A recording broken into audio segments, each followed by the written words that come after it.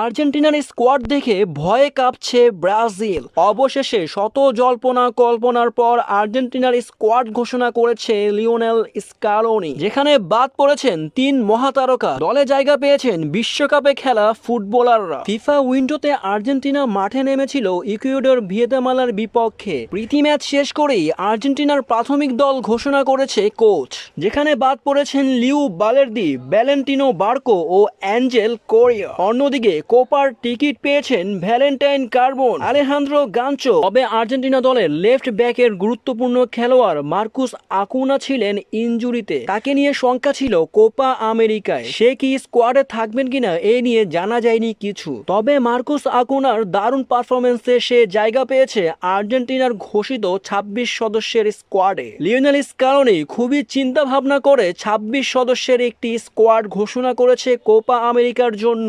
এই 26 সদস্যের প্রাথমিক দল নিয়ে কোপা আমেরিকায় খেলতে যাবে আর্জেন্টিনার জাতীয় দল। আর্জেন্টিনা এবারের কোপায় শুধু ট্রফি জিততে মাঠে নামবেন না, তারা জানিয়ে দেবেন এই ট্রফিটি শুধু আর্জেন্টিনারই। তবে আমরা জেনে নিই 2024 সালে কোপা আমেরিকায় আর্জেন্টিনার হয়ে কে কে খেলবেন।